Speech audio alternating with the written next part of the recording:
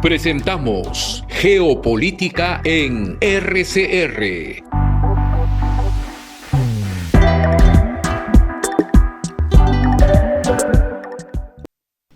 Muy buenas noches, estimados amigos, amigas del Perú, en este horario y en otros usos horarios en otros países que también nos acompañan desde hace un poco más de 2 años. Hoy día esta sesión es una sesión de gala que yo me permito hacerla en primer lugar en tributo y recordación al 111º aniversario de la fundación de la Sociedad Peruana de Derecho Internacional, o para decirlo en replana, del 111 aniversario de la Sociedad Peruana de Derecho Internacional, cuyo presidente nos honra con su presencia, su sabiduría y su amistad.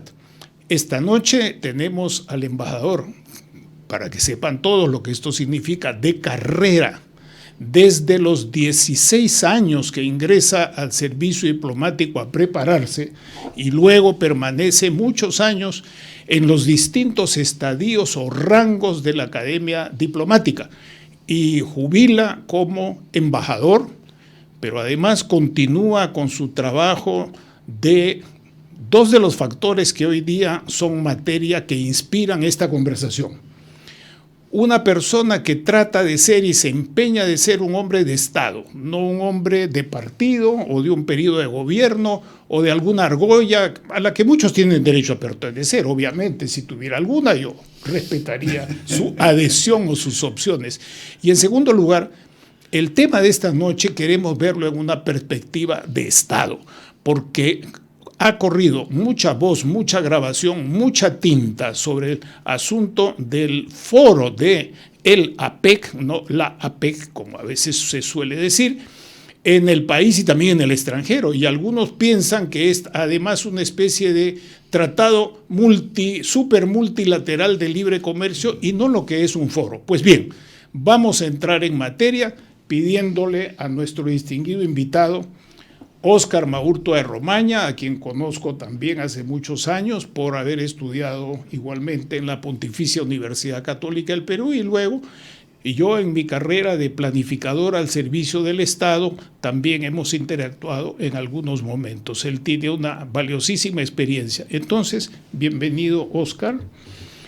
Permíteme tratarte de esa manera. Te voy a rogar que en el curso de esta conversación, que nos tomará 50 minutos y ya me he tomado casi 5 en esta amable introducción que así quiere ser, pero testimonial, que es lo que vale también, permíteme pedirte que a lo largo de la conversación nos expongas desde tu perspectiva intransferible y sólida algunos 4 o 5 puntos fundamentales que iremos desarrollando. Tienes la palabra. Muchas gracias, Manuel. Lo real, lo cierto es que tus palabras son muy cálidas y se explican, producto, como bien has destacado, de una vieja amistad que surgió hace ya varias décadas, en los años, alrededor de hace 60 años que somos amigos, Manuel. Y yo siempre he admirado tu trayectoria, tu entereza, tu claridad meridiana. Y por eso es que también quiero yo expresarte mi gratitud, porque sé que fluyen de ese cálido afecto, por eso son tan generosas y amplias. Pues bien, me convocas para poder reflexionar conjuntamente ante un público tan distinguido como tu programa y esta capacidad de convocatoria que genera una radio y un medio de comunicación y televisivo como es RCN de tan reconocido prestigio, para evaluar, para ponderar, para examinar, para ver antecedentes en torno a lo que es la APEC. ¿Qué es el APEC? ¿Qué cosa es APEC? APEC es un ensayo que en su momento que refleja el multilateralismo exitoso de la cuenca del Pacífico. En la década de los 50, 60, pasada la Guerra Mundial, se afirma doctrinalmente que en cierta forma el Mediterráneo fue el mar, el océano del siglo XIX, que el XX es el siglo del Atlántico y que el XXI corresponde al Asia-Pacífico. Al Pacífico, pero con énfasis al Asia-Pacífico. Y hay también pues interés de determinados países latinoamericanos, somos ribereños, cosas interesantes que ocurren y que contradicciones. España es el gran descubridor, son los españoles los que descubren, pero no están en la cuenca del Pacífico. El primer puente lo establece así es, entre México y Filipinas. Exactamente, y había la nao de Manila que transitaba de Acapulco, Manila, Callao, Acapulco, Manila, ¿no? Que fue uno de los argumentos para nuestra potencial adhesión en su momento.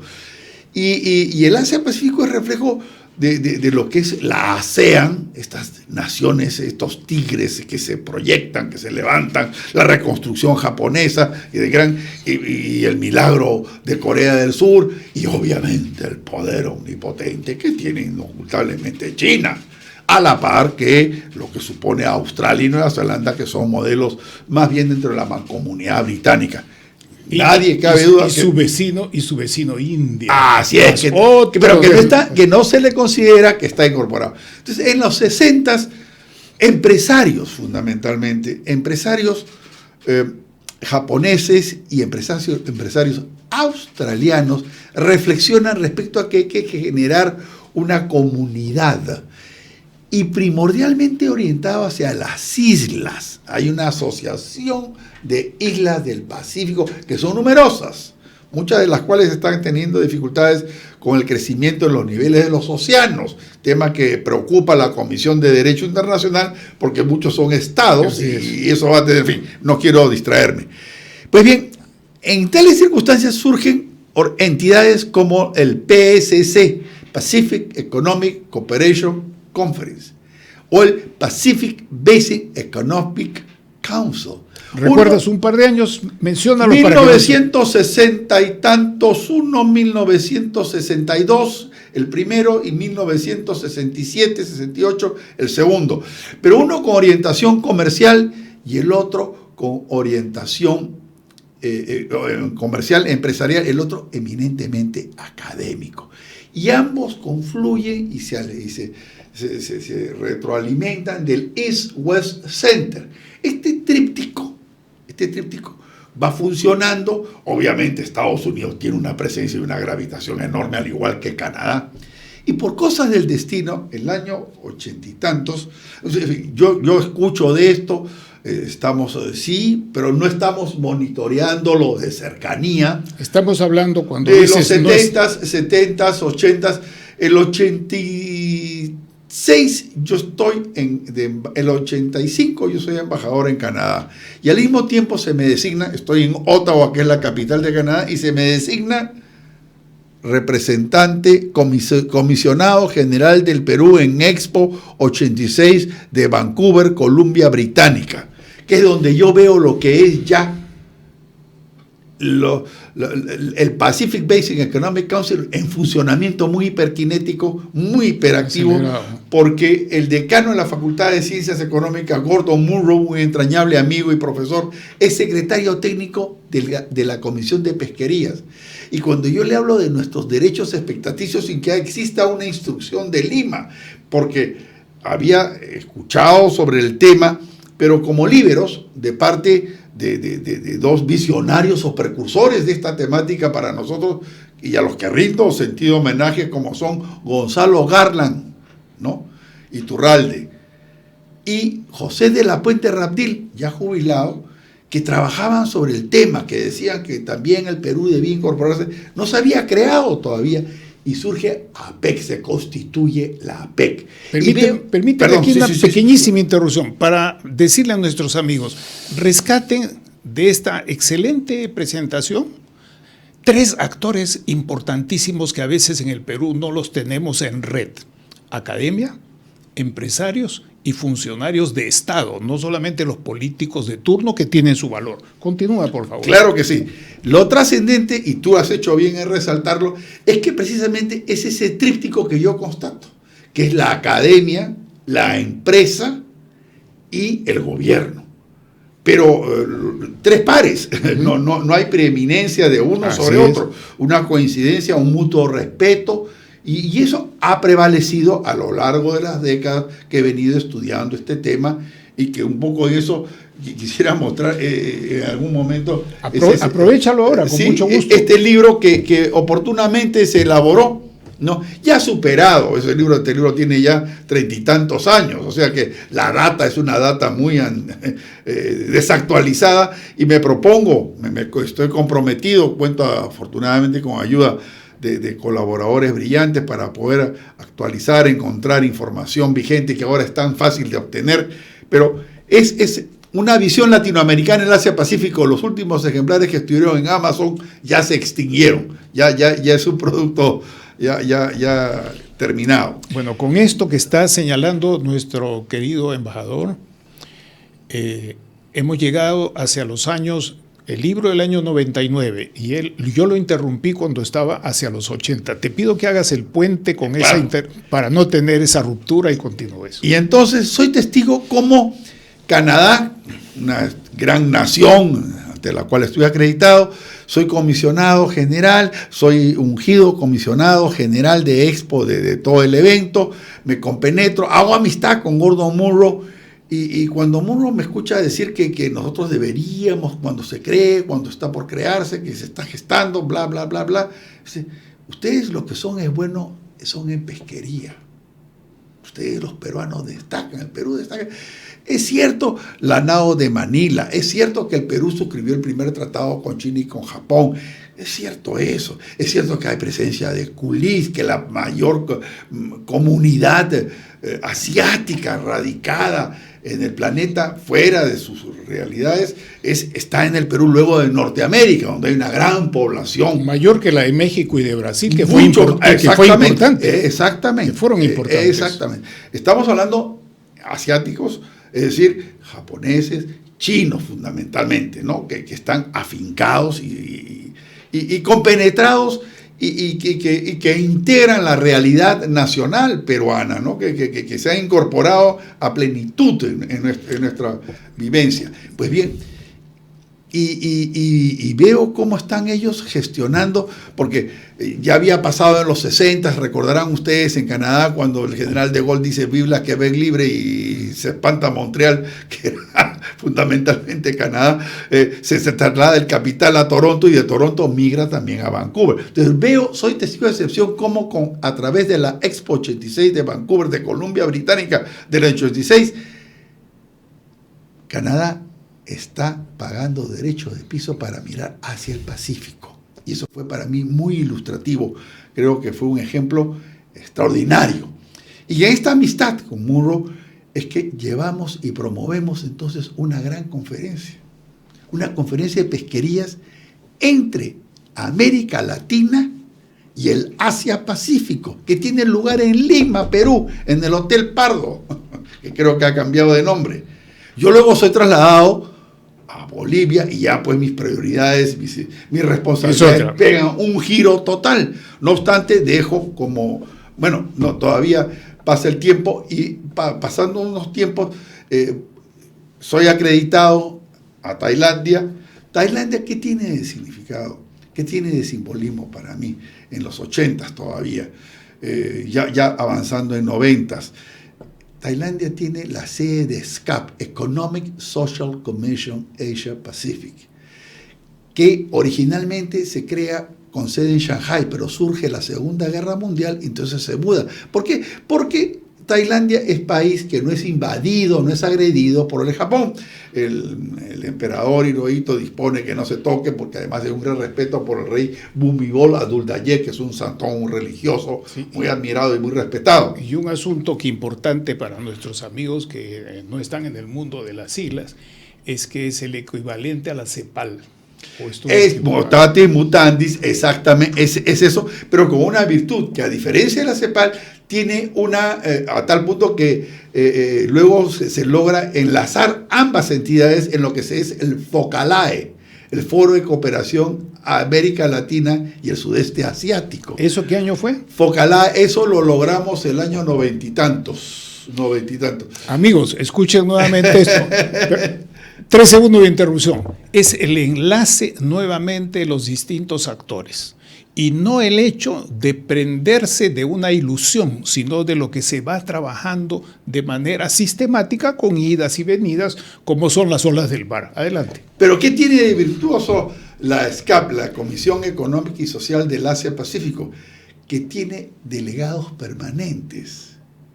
A diferencia de nuestra CEPAL, que es más bien investigadora, de análisis, de prospectiva, de prognosis, la SCAP recibe cooperación y es un ente que tiene unas instalaciones impresionantes, superiores, sin afanes de contrastar con lo que es en Santiago de Chile, la CEPAL. Las instalaciones los tailandeses no quisieron que se fuese aquello que se les había concedido temporalmente, que debió volver a China. Hicieron una cosa suntuosa e inauguraron unas instalaciones puro mármol, aire acondicionado, con sistemas de computación impresionante. Yo fui acreditado como observador y me involucré mucho, porque muchos de los actores que estaban ahí eran los expertos de sus respectivas naciones en lo que luego sería APEC. Y vine a hacer APEC y me entusiasmé mucho. Pero vuelvo a recordar el impacto que tiene esta conferencia América Latina, Asia-Pacífico, sobre pesquerías. Y rindo homenaje, porque está vivo el decano de la facultad, ex decano, profesor emérito de la Universidad de Columbia, de Vancouver, Columbia Británica, profesor Gordon Murrow, quien orientó y motivó. Eso nos dio un gran argumento para poder hacer el lobby. Y ahí contribuyó una figura que muchas veces no es recordada. Es un gran pacifista, un pacifista japonés de envergadura mundial, que casi se convierte en Nobel, Daisaku Ikeda, a quien había conocido el año 70 en Oxford, cuando estoy estudiando en Oxford, en un famoso diálogo con Arnold Toynbee. La decadencia de Occidente y el surgimiento de Oriente. Uno de los clásicos que hay que leer. Y que se denomina, hay traducciones antojadizas porque hubo reclamos, en fin, que ese es un título que se le otorgó. Otros le llaman Descúbrete a ti mismo, según la versión de la religión de la Soka Gakkai que fundó este pacifista que acaba de fallecer, que fue miembro correspondiente de la Sociedad Peruana de Derecho Internacional y que sufrió una tragedia familiar porque sus padres mueren producto de las explosiones de las bombas atómicas en Hiroshima.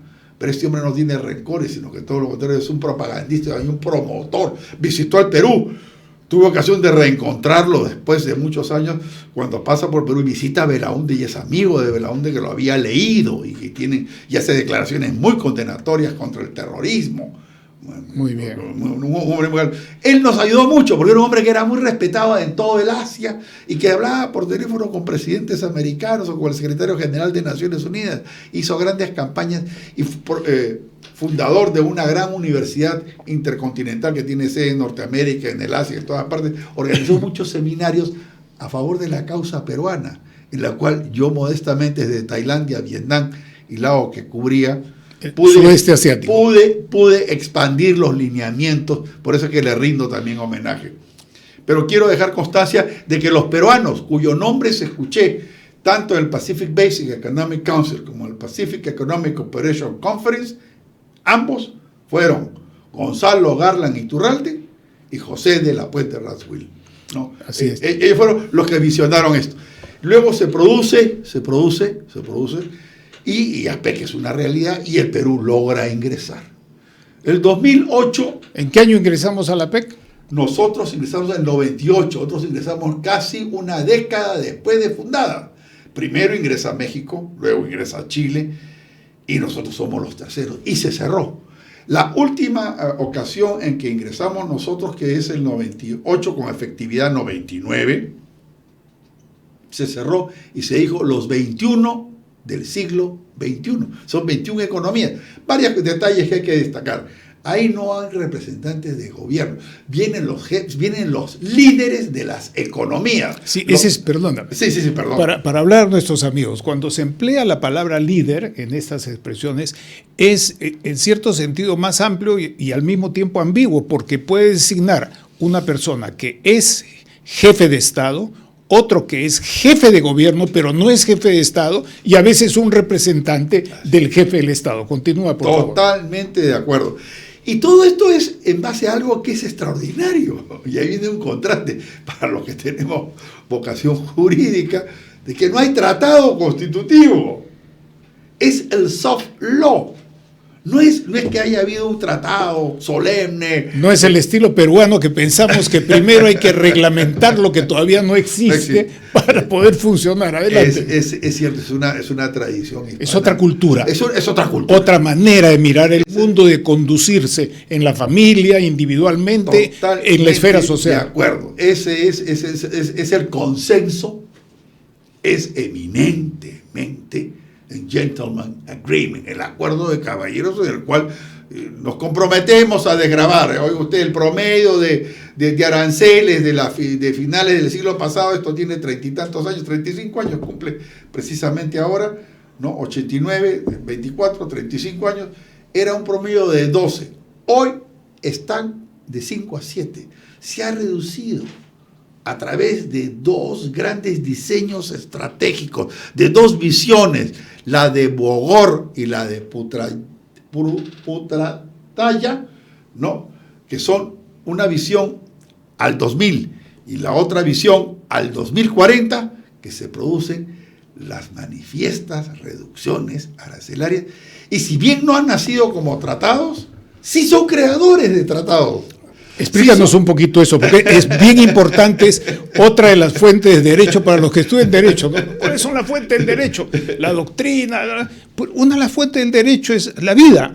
Donde hay vida, hay derecho. Es una famosa frase que ahorita no la voy a citar. Son los grandes tratados que han liberalizado el comercio y que van reflejando, van heraldando lo que ya es manifiesto y es obvio. Permíteme es la disputa entre Estados Unidos y China. Y es el momento en que se supone que el 16 se espera que en Lima se adopte el gran tratado de cooperación comercial, ¿no? Dentro del marco de las 11 economías. Pero Estados Unidos, ya Trump, que ha anunciado que es ganador de las elecciones, anuncia que si bien lo va a adoptar el gobierno de Obama, que está de salida, mutatis mutandis, lo que está aconteciendo ahora, que Biden va a concurrir, pero ya ingresa en el 20 de enero Trump, se suspende, y no obstante es China el que promueve con países del sudeste asiático y con Latinoamérica, que nos adherimos y que participamos en un gran instrumento importantísimo, de enorme gravitación para poder implementar una política que ni el GATT, el General Agreement of Trade and Tariffs, ha logrado, ni la Organización Mundial del Comercio, que lo han logrado. ¿El reflejo de qué? El reflejo de la aproximación de este soft law, que es mucho más dinámico, no tan antagónico, y que producto de lapsos comprensivos, Bogor, pongamos, dice, vamos a desgravarnos nosotros al año 2010, pero al 2020 que lo hagan los países que integran naciones más modestas, emergentes, no con economías como la norteamericana. ¿Quiénes están en Bogor? En Bogor están los 21. Ya está cerrado. Ya está la cancha cerrada y el 21 para... esta frase es muy importante. Es los 21 para el 21, no más. Y dice, es suficiente con los que tenemos. Ya no podemos seguir creciendo, y se han quedado con expectativas, economías interesantes y gravitantes, como es Colombia, en el caso latinoamericano. como es Colombia, como es Costa Rica, como es el propio Ecuador, que es socio nuestro en todo el sistema del Pacífico Sur en términos de pesquerías, todo un sistema jurídico de 200 millas, que no son cercanos a países hermanos, pero que ya no pueden, pues, porque el compromiso es, con 21 tenemos más que suficientes. Y no hay una ley, ni un tratado internacional. No hay una ley, es un Ojo, consenso. amigos, nuevamente. Exactamente, es un consenso en el cual ellos, es lo que en derecho se llama el soft law, el derecho suave, que no es rígido como un tratado que se suscribe con toda la solemnidad, con toda la grandilocuencia, ¿no? Y los sellos reales, los sellos propios de la República, ¿no? Se hace con toda la sencillez, y esto ha creado conciencia, y por eso la trascendencia. El 2005, en Pusan, en Corea del Sur, el Perú propone, ya gobierno que terminaba, que el 2008 el Perú sea sede. Es algo muy significativo. Tuvimos la suerte de que nos apoyasen y pudimos ser, el Perú pudo ser sede, porque esto no es del gobierno, lo has dicho claramente y meridianamente, y comparto en su totalidad tus conceptos, son políticas de Estado. Y el 2021 me tocó, por cuestiones de azar, proponer hablar con el canciller Lavrov, hablar con el canciller Xi, hablar con el canciller, el secretario de Estado Blinken, para lograr que el Perú fuese sede el 24 de este evento. Obviamente que la construcción fue el 21, se logró la sede el 22, 23 y el 24 con la intensidad que se ha venido llevando a cabo todas estas gestiones. Me llenan de orgullo como hombre de la profesión, de la carrera diplomática, del servicio diplomático, que una vez más ha demostrado la calidad, la capacidad. Y a eso quiero llegar. 22 y 23, el 22, el 21 fue Nueva Zelanda, el 22, si no me equivoco, fue en Tailandia y el 23 fue en San Francisco. El 24 le ha tocado al Perú. Bueno, no le ha tocado. El Perú propuso, candidateó, evaluaron, dijeron, es tercera vez.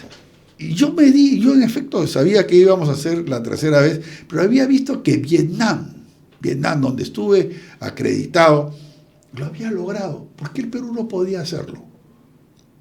Y me entusiasmé y se logró y se conquistó la posición, que no es fácil, porque es una negociación, pero se miró. ¿Y cuál es el leitmotiv que tenía el Perú? El Perú dijo, es una economía muy informalizada, pero que va a hacer propuestas para poder formalizar, para poder salir adelante. Por eso es que creo que así como hay Bogor, que señala determinadas visiones, que hay Putrajaya en Indonesia, Lima no va a ser, quién sabe, esa visión, porque ya están establecidos los parámetros, los lineamientos de desarrollo proyectados hasta el 40. Pero sí va a haber un énfasis muy importante que va a nacer y que es una impronta que va a dejar una huella muy clara, que es el sentido de inclusión que está manifestando el caso peruano. Los veintitantos instrumentos que se han venido gestando, porque además no es que se parte del compromiso, tal como fue el 8, tal como fue el 16, y se han repetido las mismas capitales. Se cogen capitales de la costa, de la sierra y de la selva, para que sea el país integralmente que exponga un sentimiento, un clamor, un anhelo, ¿no? Se han volcado 20, son 14, se estima que habrían otros más que ya son adoptados en cumbre por consenso, la capacidad de convicción que tiene el líder peruano, la lideresa, en este caso la presidenta de la República, la doctora Boluarte, va a tener que argumentar con sus pares cómo se llega para sacar adelante. Pero ¿cuál va a ser la impronta que va a distinguir el caso peruano? ¿Por qué el Perú va a quedar registrado? Por ese factor. Bueno, ya están incorporados las pymes y MIPYMES, que es un aporte extraordinario peruano, y que todos los países tienen, ¿no? Mutantes y mutantes, cada uno tiene sus diversas realidades. Pero lo nuestro es el factor inclusivo de la economía informal. Un país donde se estima que es casi el 80% informal, vamos a poder. Y se han hecho estudios que dicen que aún en Norteamérica también tienen informalidad. Canadá, China la tiene, Japón la tiene también. La India, ¿para qué decir? Bueno, la India, yo veo tu insistencia, porque es una visión futurista que se anhela. Yo creo que todavía hay que digerir mucho el diálogo Estados Unidos-China, que es un par de colosos que están ahí en pugna, es cierto, que van a llegar a entenderse. Y la India, que es la gran democracia del Asia, es la gran democracia del Asia. Que no la conocemos bien. Y angloparlante. Así yo te voy a contar una anécdota, querido Manuel, y sin distanciarme mucho del tema. Cuando yo fui acreditado como embajador en Tailandia, la tradición, el protocolo, establece que uno retira las cartas de su antecesor y trae las nuevas cartas del gobernante. ¿Sabes cuál era la visión del Perú de aquellos tiempos? Adelante, ¿no? Yo presento cartas credenciales en el 92 en Tailandia.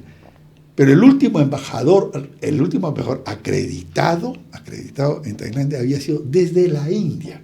Es decir, el Perú miraba Europa, Gran Bretaña, al Commonwealth, la India, y de la India al Pacífico. Es al revés. El Perú se mira desde el mar de Grau, hacia el sudeste asiático y hacia la China. Volvemos a mirar el Perú como lo miró Aurelio García cuando firmó los primeros tratados con siglo Chile y XIX. Japón. Así es. Pero en fin, son situaciones. Lo que yo no quiero dejar de destacar es la capacidad, la eficiencia, la eficacia de los colegas del servicio diplomático. Me siento muy orgulloso porque he seguido muy de cerca por despacho, no he tenido una participación de involucramiento cotidiano, y te llena de satisfacción ver cómo han sabido gestar, modular, consensuar con visión de Estado. Es la tercera vez. Los gobiernos pasan. Lo que interesa es que el Perú ya está afirmado, está dejando un legado perenne respecto a lo que es su presencia en el Asia-Pacífico. Está determinado porque está haciendo un añadido que está contemplado en los planes que ya he aludido en las dos visiones que ya he citado, pero con énfasis en una, que es la labor de inclusión. Que los planes teóricos, los planes expuestos, lleguen a los sectores más humildes. Ahora, y eso tiene un gran significado. Y eso va a depender, estimados amigos, nuevamente me permito retomar un par de hilos de esta sesuda y documentada exposición en la cual yo quiero destacar la gentileza de nuestro invitado de hacer referencia testimonial de algunos de los, no se puede referir a todos, funcionarios diplomáticos de distintos gobiernos en distintos momentos. Me hizo recordar el papel que en los años 60 y 70 tuvieron los mayores de la Cancillería. Por ejemplo, de la Puente se orientaba más hacia el tema económico. Si él fue fundamentalmente un hombre dedicado a los temas económicos. Diálogo norte-sur, ¿no? Fueron los grandes, recordarás en Francia, en París se dan los grandes diálogos del norte y del sur que tienden a crear un nuevo orden internacional, ¿no? Y ahora tenemos el asunto sur global norte. Así es. Estamos hablando mutatis mutandi algunas cosas. Y yo en esto también quiero agradecer a una persona ya fallecida, permíteme 10 segundos de testimonio, a don Javier Correa Elías, que fue quien me presentó a todo este equipo de la Cancillería para unos trabajos que en ese entonces teníamos cuando éramos jóvenes en la universidad. Cierro mi interrupción. Don Javier Correa Elías fue jefe del servicio diplomático, lo que se llama el secretario general. Se nos ha homologado a toda la administración pública como viceministros, lo que en un momento determinado fueron directores superiores. Pero Torretaglia tiene viceministro y secretario general de Relaciones Exteriores. ¿Por qué? Porque es la figura del oficial mayor depositario de los tratados y de los sellos de la República. Eso es lo que mucha gente no entiende, pero esa figura con otros nombres es la que existe en otros estados. Son funciones de Estado. Interior, aunque sea todo lo que es interior, interior es una función de Estado. Los estados nacen con interior, relaciones exteriores y guerra. De Relaciones Exteriores es el primer ministerio, porque el primer acto de soberanía de una nación es poder recibir y acreditar Así agentes es. diplomáticos. ¿Por qué? Porque eres parte de la comunidad internacional. Así es. Estás entre pares, ingresas a esa sociedad, a esa comunidad y tienes capacidad de recibir y de acreditar. Entonces, ¿quién tiene preeminencia? El de relaciones, porque es el que firma el primer despacho. Y eso se ve en cómo se sientan o cómo están de pie Así los es, ministros así es. cuando hay fotos de Estado. Así es.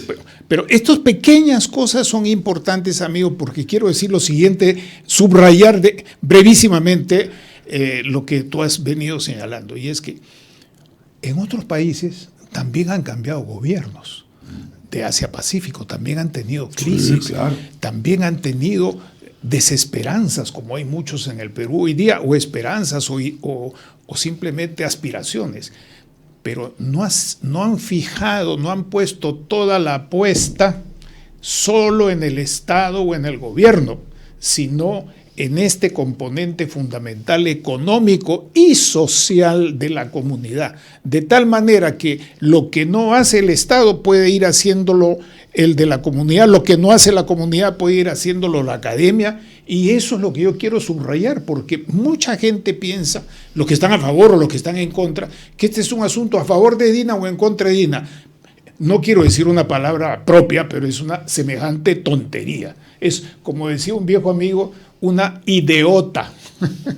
Entonces, esto es lo que tenemos que tener en cuenta. Hay cosas que funcionan trilateralmente y en algunos momentos en 4 partes. Y el último elemento que... Yo quisiera enfatizar, adelante, mejor. quisiera enfatizar que había una alineación de astros, porque a la par que es el 35º aniversario de la PEC, que es la tercera vez que el Perú es sede de este evento, se produce algo extraordinario. Algo que hace poco, cuando leía al presidente de Volcan, a José Ignacio de Romaña Letts, de comentar cuando el plan del puerto de Chancay se planteó en diversas esferas, ante diversos financistas, ante diversas potenciales inversionistas, y se llevó a Davos, y ahí nació el entusiasmo de Costco Shipping y todo lo demás. Nadie se imaginó la trascendencia, y finalmente hay esa grata coincidencia. Iniciativa particular. Eso Eso es muy importante, así es, amigo. privada. Entonces se conjunciona eso con altos oficiales de la Marina de Guerra del Perú que han aportado su conocimiento tecnológico para poder materializar esto, y a la par de todo el factor diplomático. El Perú apostó por la cuenca del Pacífico. La política exterior fue consistente, han sido 30 y tantos años de presencia con misiones diplomáticas, y cuesta personal diplomático que tiene que estar acreditado, personal que muchas veces se aleja de la familia. En nuestro caso tuvimos que dejar a los 2 hijos mayores cuando estuvimos 4 años sirviendo en Tailandia y Vietnam para podernos consagrar, y los costos a ti te pagan el pasaje de ida, pero los viajes intermedios de los hijos son por cuenta tuya, y las horas son variadas. Pero, ¿qué hay en esencia? Que el balance que podemos hacer es, de esta PEC van a salir consolidadas, primero, la presencia peruana de gran jerarquía, de gran significación, de enorme trascendencia, un liderazgo sudamericano, latinoamericano, y por qué no en Asia-Pacífico. Estamos posesionados. Somos de los grandes, que estamos en esta gran liga, asociados con tratados de envergadura, con desgravanes, con una economía ajena a los vaivenes políticos, que crece, con un crecimiento que nadie puede poner en duda, que está a un 3 y tantos, que obviamente anhelamos que pudiese llegar a otros niveles de 5, 6, 7, durante una década ya hubiésemos pegado un salto y la pobreza se hubiese extinguido, que nos angustia a todos los peruanos que tenemos convicciones sociales. Y justicia social. De justicia social, que corresponde para que pueda haber una derrama que llegue a todas las partes de la República, de la nación, ¿no es cierto? Sale fortalecido, se inaugura un puerto que va a facilitar el traslado, los post-Panamenia, se acaba de hacer una modernización del canal de Panamá. Nosotros vamos a poder ahorrar 2 semanas, de 10 a 15 días en el traslado. Shanghái suena onomatopeico. Sí. Nadie se ha puesto de acuerdo. Hay una gran coincidencia. Es un mensaje que yo atribuyo a que Dios es peruano, de que ciertamente nos está dando, Manuel, una señal de que las cosas van a mejorar. A veces el Perú tiene una vocación por jugar con el abismo, y a lo largo de nuestra historia, en este bicentenario de Junín y Ayacucho, reflexionemos que a veces, pero nosotros tenemos esa entraña que Dios nos ha dado, que de nuevo podemos recuperarnos, y yo presiento, no hay que ser saborí para predecir que las cosas tienen que ir bien enrumbadas, la minería, los precios mundiales de materias primas, pero no seamos tan solo productores de materias primas o puerto de exportación de materias primas, sino que haya maquila, que haya zonas económicas especiales, que haya clusters. Que es la cultura economía circular, de otras potencias del Asia, sin que tengan necesariamente planes al 2040 o al 2050, que finalmente sabemos sus limitaciones, porque infelizmente, pero ese es otro tema, pero debo mencionarlo, no tenemos un sistema nacional de planificación, que se disolvió en 1992. Pero pese a eso, tú acabas de señalar esta robustez increíble, que con gran informalidad la economía peruana tiene un buen manejo fiscal financiero y se mantiene. Porque los peruanos somos emprendedores, porque los acabo de ver en España en la última misión diplomática que tuve, donde he visto gente humilde que con esfuerzo se ha levantado, que es propietaria de restaurantes, que es propietaria de empresas, de pequeñas empresas de remodelación de bienes inmuebles, de reconstrucción. Impresionante la capacidad que tiene nuestra gente. Bueno, a mí me impresionó mucho en mi trayectoria en el exterior ver el parecido, sin hacer ninguna teoría, simplemente vivenciando el parecido de esta conducta que tú señalas de nuestros compatriotas, varones y mujeres de todos los departamentos, no está concentrado en uno solo, con lo que pude ver, por ejemplo, en Indonesia. Sí. Incluso hay hasta un cierto parecido físico con la gente de la Amazonía. Es muy cierto. Entonces, ¿qué hay que rescatar, queridos amigos? Hay que rescatar que esto es un evento importante en el cual se intercambian voluntades y experiencias. Acá hay el testimonio de la función pública de Estado a través de muchos años, pero es una función pública que tiene también una dimensión consular, que tiene una dimensión de negociación política, que tiene una dimensión de seguridad nacional que nadie menciona y que tú la conoces muy bien. Tiene también otra dimensión, su relación con la academia. Si yo he estado comparando en los últimos días para justamente hacerte este pequeño comentario e invitarte a que lo consideres y lo pudieses promover si coincides en él, la necesidad de tener una mejor relación y fortalecimiento, iniciativa conjunta, sin esperar decretos supremos, entre el estamento estatal, de defensa, donde está la Cancillería, y el mundo empresarial y el mundo académico, para tocar alguno de estos temas, porque no va a ser necesario que una próxima PEC se dé por las buenas circunstancias, sino que ese tejido continúe. Y un último tema que menciono, perdóname estas interrupciones, pero quiero aprovechar tu valiosa contribución. Miren, de todo lo que nos está diciendo nuestro querido embajador, hay que encontrar que para muchos países del Asia-Pacífico, más importante que una ley, que un decreto, que una resolución, es la palabra. Totalmente de acuerdo. Sin la palabra no existiría los tigres. Así es. No existirían ninguno de ellos sin la palabra. Y eso también es importante para una dimensión interpolítica, perdón el término, o intercultural y hasta religiosa, porque para muchos musulmanes del Oriente que no tienen la conducta de los musulmanes del Asia Menor o de otros sectores, los del Oriente, donde Indonesia son 200 millones de musulmanes, Malasia, Singapur, todos ellos. Sur de Tailandia también hay. Hasta en la India. Hasta en la India. Y para ellos lo más importante es la palabra. La palabra. Continúa, por favor, tienes la palabra. No, yo quería enfatizar también que esto nos confirma el poder del multilateralismo. Es otro punto importante. ¿Por qué? Porque esto es producto de lo que tú acabas de señalar, lo que tú acabas de enfatizar, cómo es la relación humana, ¿no? Cómo el derecho a través de soft law, pero producto de este consenso, de estos lineamientos, lo que mutatis mutandis se da en otro caso de otra aspiración que tenemos, que también es política de Estado, que es la OCDE, la Organización de Cooperación para el Desarrollo Económico, que será motivo de algún otro momento poder abordar. Estás invitado desde hoy. Gracias, lo haremos. Le tomamos la palabra, con sumo agrado, ¿no? Son políticas de Estado porque son buenas prácticas. Entonces, aquí lo bueno se asimila, lo bueno se adopta. No es sino una modalidad eficiente porque ya ha transitado en otras vivencias.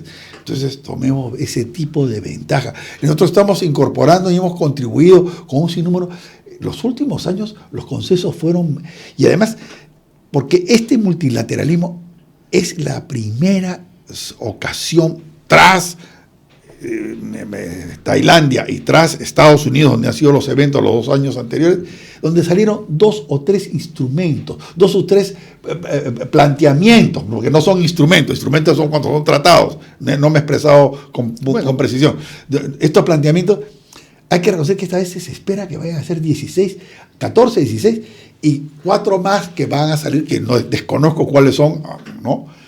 Pero que confiemos que se puedan concretar. 20 planteamientos que surgen del consenso, de la capacidad negociadora, de búsqueda de consensos entre todas las 21 partes involucradas, no es cosa fácil. Homenaje a mis colegas del servicio diplomático, a todos aquellos que han estado involucrados en todas estas, a todos los colegas del servicio y a todos los funcionarios de la Administración Nacional, a los empresarios de la Sociedad Nacional de Industria, de COMEX, de todas las entidades correspondientes. No está solo comercio exterior. Y la ocasión para poder captar inversión es muy importante. Por eso es que yo auguro que va a ser un notable éxito. Ahora, y que este notable éxito que nos ha deparado la mano divina y el esfuerzo de los peruanos y la visión, ¿no?, oportuna, que tenga efecto multiplicador. Se está hablando ya, hay conjeturas, ha habido gente que me dice, pero esto irrita a Norteamérica. Esto no irrita a nadie. Esto es para beneficio del Perú, es para beneficio de Sudamérica. Esto va a tener beneficios, tiene un logo muy importante que es mejoría, mano de obra, empleo, y el ser humano con empleo es hombre digno. Y además hay un factor que es nuevamente de lo que Francisco Miro Quesada Cantuarias, el papá de nuestro querido amigo Paco, llamaba vigencias, ¿no? O sea, no son solamente vigencias en un sentido parecido al gramsciano, pero un poco más amplio dentro de la filosofía en la cual él ha hecho un aporte importante al Perú, ¿no? Y es que no puede haber una relación ni siquiera entre dos, si no hay negociación y si no hay consenso. Y Naciones Unidas, lo que funciona mal es porque se abandona el consenso. Y esto, tú has mencionado a la OCDE. La OCDE empieza ya por los 60. Es el Plan Marshall, es la administradora del Plan Marshall originalmente. Eso es la OCDE. Sí. Bueno, en esa OCDE también empiezan los trabajos de los noruegos. Entre ellos, quiero citar y hacer homenaje, porque ha fallecido hace 2 años y nadie se ha enterado de esto, al querido profesor Johan Galtung, que habla de cultura de paz, que la recoge el Perú con Felipe MacGregor, que está, etcétera. Bueno, si no tuviésemos un sentido de intercambio de don y no solamente de precio y de ganancia, no podríamos llegar a acuerdos importantes, porque algunas de estas cosas se han construido por la base de yo concedo, tú concedes. No yo gano y tú ganas, sino yo concedo y tú concedes. Yo gano y tú ganas, entre diferentes. El argot básico se llama el win-win. Los dos ganan, los dos se benefician. Eso es lo importante. Y esto que tú mencionas, yo quiero, queridos amigos, quiero poner a consideración de ustedes, porque es una buena reflexión, no partidista, no cortoplacista, no alarmista, no es tampoco ingenuamente ilusionada, para ver la transición que tiene que ver ahora el Perú en sus próximas elecciones, el Perú el próximo año, la relación con los Estados Unidos, pero también con México, y también con Brasil, y también con Chile, porque estamos en un mundo en el que creo que vale la pena y me agradaría una reflexión tuya, en el cual Brasil, por su cercanía, lo que inseparable e indestructible con el Perú, tiene una asociación especial independientemente de cualquier declaración y tiene un interés en el Pacífico y está en los BRICS. Y en consecuencia, de esa forma también tendríamos que verlo. ¿Cómo ves tú este tema que te planteo? Yo estimo que es fundamental, ¿no? Y por eso es que la Cancillería muy inteligentemente invitó al presidente Lula que estuviese presente. Perú tiene derecho como anfitrión a hacer invitaciones. Y se le invitó. Y él, tengo entendido que aceptó, pero últimamente no ha asistido a BRICS. Había un tema... Está mal de salud. Hay algo exactamente, hay algo de salud. En fin, ya también eso es, pero Brasil tiene una vinculación particular. El tren bioceánico es un desafío que tenemos que acometer, ¿no? Hubo las carreteras, IRSA, en fin, hubo también toda una carga dramática que nos trae malos recuerdos, sí, ¿no? De carreteras que no fueron afortunadas, pero el tren yo creo que es algo que sería un componente adicional que es primordial. Así es. Y si hay puerto en Corío, y si se reactiva...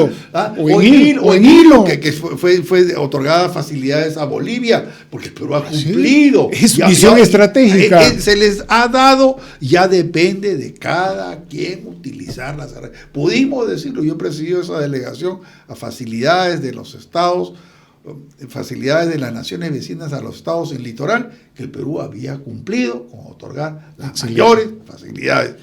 Y si es Salaverry, y si es Pimentel, y que enhorabuena, el Perú tiene 30 kilómetros de costa amplias que pueden compartir, que puede apoyar, que puede generosamente ser. Por eso es que siempre hemos tenido una visión hacia el Pacífico. Y que también conviene tanto ecuatorianos, colombianos y chilenos, a contrapelo de lo que dice mucha gente tiktokera o personas que no tienen la suficiente preparación de que, Chile nos va a comprar bombarderos para... tonterías como esas. A mí me gustaría pedirte en estos 2 minutos que nos quedan, que nos hicieses compartir tu reflexión final dirigida al estamento de Estado o si prefieres a los académicos, como tú desees, con toda libertad, o a los políticos que también deben escuchar estas cosas. Les hemos hablado a todos los que han pedido y hemos compartido, a los jóvenes, yo creo, ¿no? Que vean esto como una opción interesante, atractiva, que el Perú es un país rico, que tenemos que dar un salto cualitativo. La industrialización se nos escabulló de las manos en momentos de otros ensayos de toda índole. El Perú se ha ensayado de todo. Yo recuerdo a don Fernando Belaúnde Terry, con quien tuve el honor de colaborar cercanamente durante 5 años, y cada vez que le llegaba un estudio de prefactibilidad, decía, el Perú ya no ha estudiado suficiente, lo que se requiere es acción, inversión y sacar adelante, ¿no? Yo estoy convencido que vienen mejores momentos, vienen mejores circunstancias, que las sepamos aprovechar y que se recupere esa sindéresis y esa convicción de honradez, de decencia tan acrisolada que tanto reclama la patria. Así es. Para los jóvenes, que funcionen las cosas bien, tendrá que haber la conectividad es primordial, y que el propio puerto de Hilo, en fin, todas las instalaciones estén adecuadas debidamente, ¿no? Para que esto sea un mensaje de proyección. Tenemos un mercadazo, o sea, no estamos hablando de un mercado, es un mercadazo. Casi 60% del comercio mundial se da, casi el 40% de la población mundial se da. Solo si esto fuera con México ya tendríamos un mercado gigantesco. Si solo fuera con México. Así es. Bueno. Y producto de todo esto, y quizás es el último corolario, mira tú, como producto de todo lo que es la PEC Asia Pacific Económico, este foro, ¿no? Surge la Alianza del Pacífico. ¿Por qué? Porque las columnas vertebrales que los cohesionan son los tratados de libre comercio que todos ellos habían celebrado con Estados Unidos. Todos ellos que estaban facilitados, que había una visión de desgravar todo aquello que durante los 60, 50, 60 fue desgravaciones tan lentas, tan parsimoniosas en el GATT, en la Organización Mundial del Comercio, ya están dadas, están reducidas a su mínima expresión. Ahora se puede fomentar que el ciudadano de a pie escoja el producto que mejor le beneficie. Así es. Y la inversión. Y la educación. Y la educación del consumidor. Muchísimas gracias por esta Manuel. Contribución. Gracias. Espero, queridos amigos, poder compartir con el embajador Óscar Maurtúe Romaña y alguna otra persona, algún historiador o alguna otra persona de ciencia política joven, tal vez, un próximo programa en el cual debemos de ponernos al día en geopolítica, donde estamos siempre al día, no perder el paso, y vamos a dedicar una reflexión a la integración del Perú y al compartir con América Latina en ocasión del 9 de diciembre, que no es menos importante, y ustedes le pondrán el año. 200 años. Así es. Muchas gracias a ti por la convocatoria, querido amigo. Muchas gracias en la entrevista. Hasta el próximo lunes con ustedes en nuestros programas regulares y unos subsiguientes, tanto sobre este foro muy importante como sobre Ayacucho 2024 y un cierre de año en el cual esperamos tener unos invitados apropiados de excelencia como nuestro amigo embajador, que nos ayude a pensar rigurosamente y aunque sea con dolor para tener la alegría de un Perú mejor. Muchas gracias. Muchas gracias. Hemos presentado Geopolítica en RCR.